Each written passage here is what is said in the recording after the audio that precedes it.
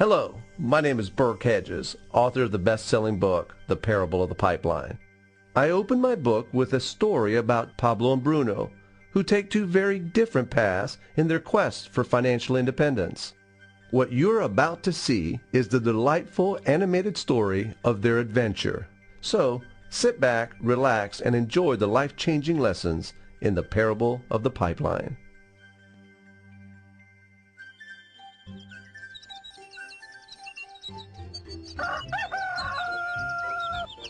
Far away, in a small village, near a beautiful valley, lived two friends, Pablo and Bruno. They were both young and dreamed of a better life for themselves. They'd often discuss their dreams about how they would become the most successful men in the village. They weren't afraid of hard work, and they searched for opportunities to help realize their goals and achieve their dreams. One day, an opportunity presented itself.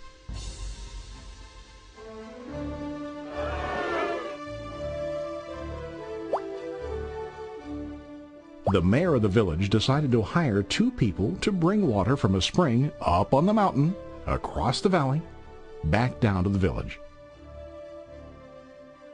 They were to be paid based on the amount of water delivered to the village. Bruno and Pablo enthusiastically got to work.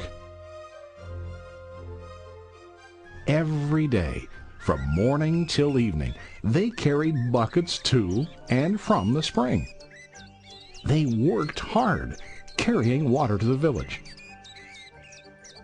In the evening, they'd return home with their day's wages.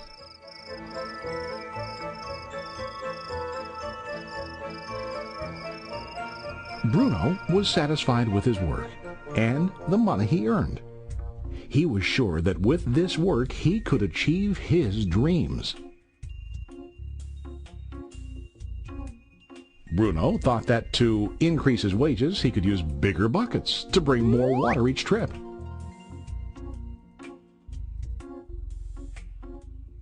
He believed with a larger income he would soon be able to buy a cow and the house that he dreamed about.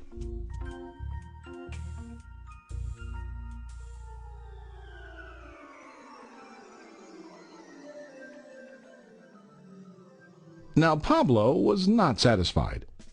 At the end of the day, his back and hands ached, and he was exhausted. He was looking for an easier way to earn more.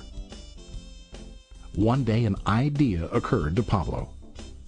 He imagined building a pipeline to deliver the water from the mountain spring to the village. With this pipeline, he could get more water to the village without carrying buckets back and forth from the spring to the village. Soon, he got very excited about his idea and began to plan. Pablo, of course, shared his idea with his friend Bruno and asked him to join with him to work on and help build the pipeline.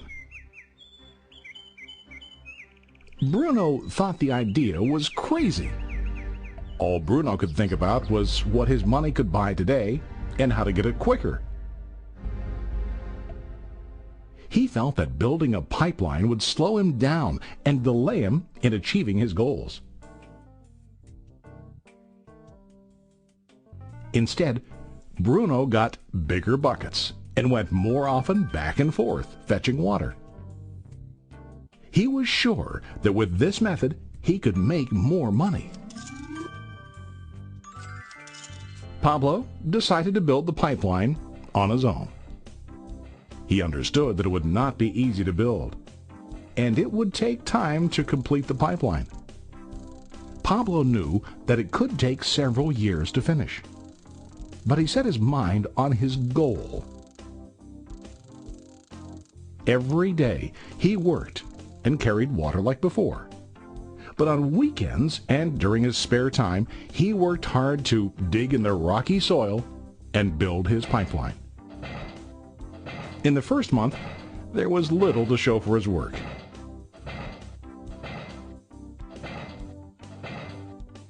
Bruno and the villagers laughed and teased him. They called him Pablo the Pipeline Man. During this time, Bruno's income doubled. He already bought a cow and a bigger house. His lifestyle changed. He now spent time after work in the bar, enjoying his hard-earned wages from delivering water.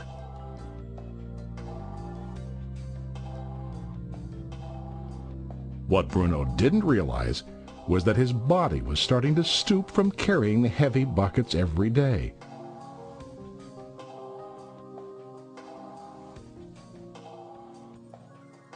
His face looked worn and his body tired. Soon, he began to carry less and less water due to the wear and tear on his body.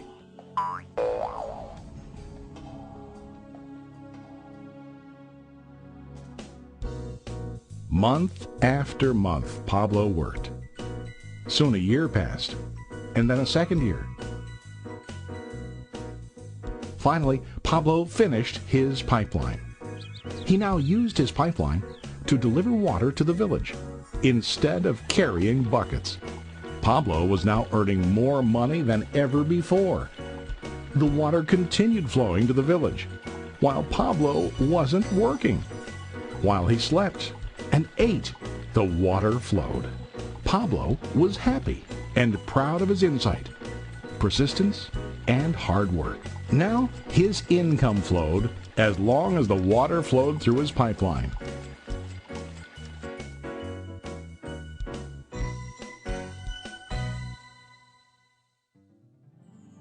The story of Bruno and Pablo is a reflection of life. Their jobs symbolize what most people do to earn money. Bruno gets his money using buckets. He goes back and forth, carrying his buckets from the spring to the village in exchange for money. To increase his income, he either has to go more frequently to the spring or to use larger buckets.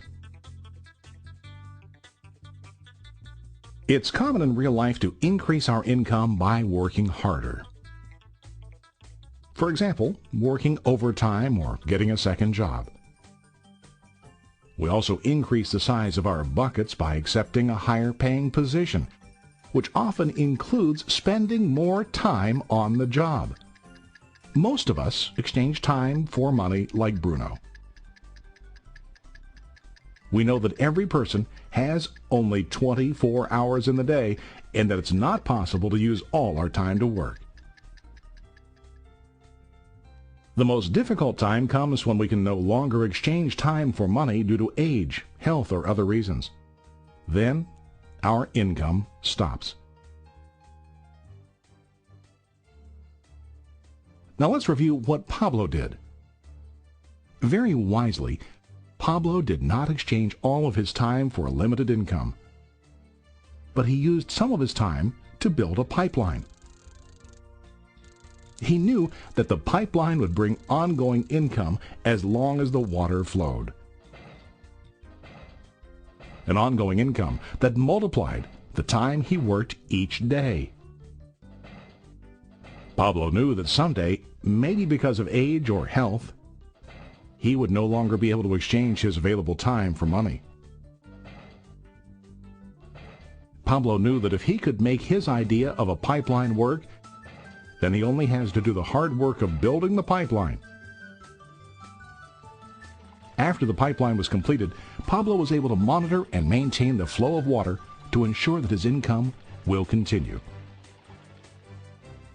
Pablo has shown us that to earn an income, we don't always have to directly exchange time for money. There really are better ways. How about you?